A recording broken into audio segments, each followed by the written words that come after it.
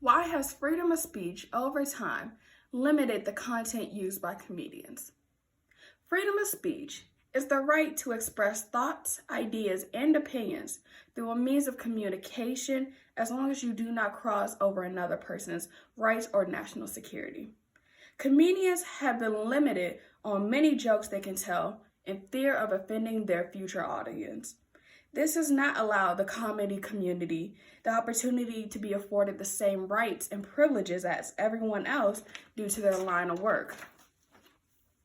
Since comedians are screened with the material they use, it is not always fair for them.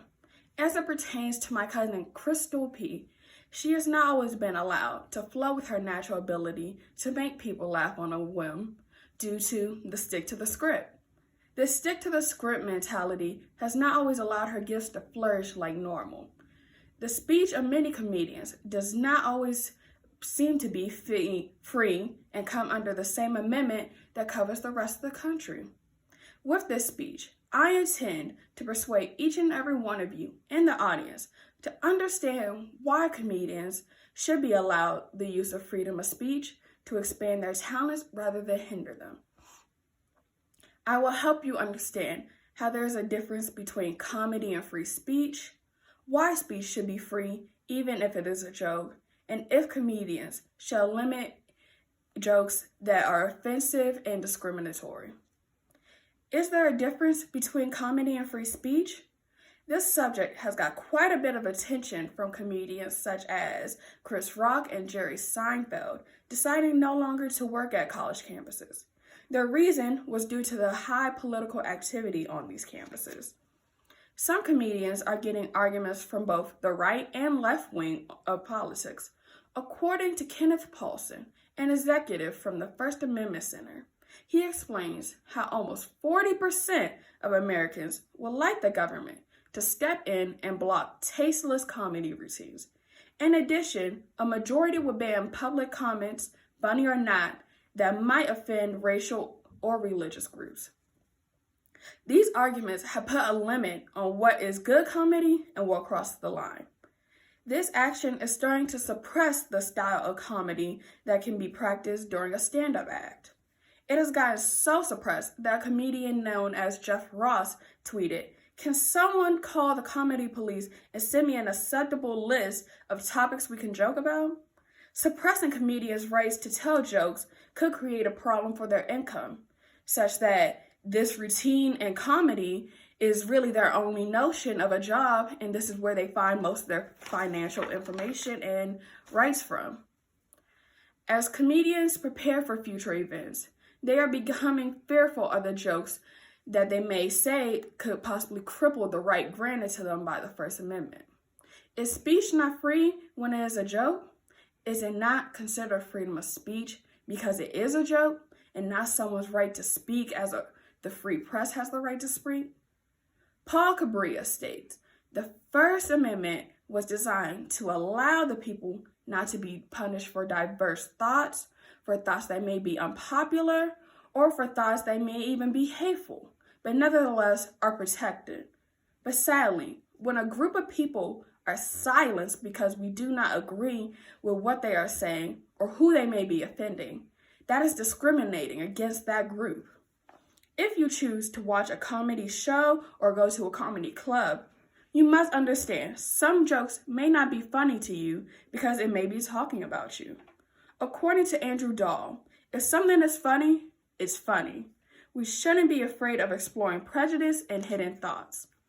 The objective of comedy and humor is to make people laugh at themselves, but if you cannot take a joke, perhaps you shouldn't go or watch. There is nothing funny about making comedians silent, but if the material is too explicit sexually or filled with hatred, then it should be addressed and screened.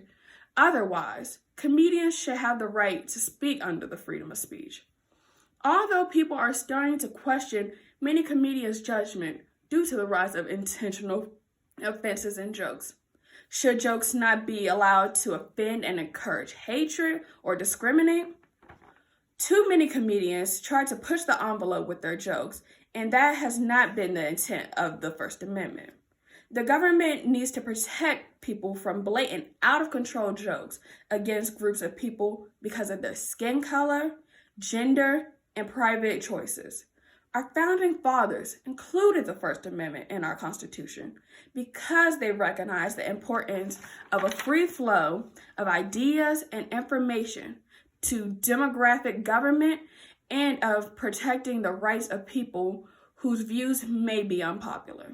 If the government were to determine which speech is too offensive to be allowed, that could cause them to be put on a slippery slope. Bans on offensive speech could change into bans on any speech that makes government leaders look bad or come from political enemies. The First Amendment and the breadth of its protections never changed for that very reason. Comedians should be allowed to the freedom to tell jokes as long as they keep themselves in check. In conclusion, comedians have battled for their right to tell jokes and stay within specific guidelines from the comedy police.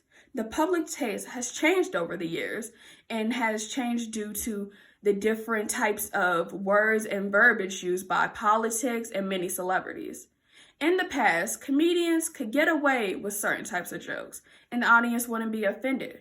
Today, comedic routines from decades past are considered objectionable by today's standards, such as Dave Chappelle, for an example. His viewpoints of the LGBTQ community has caused him to be banned and what certain people call canceled today.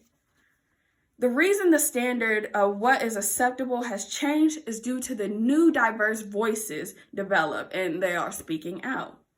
With the evolution of the internet and social media, this has provided previously unrepresented groups with new open platforms to speak out, offer a new and different perspective, and generate broader support. Today, comedians continue to listen and learn as well as evolve and grow.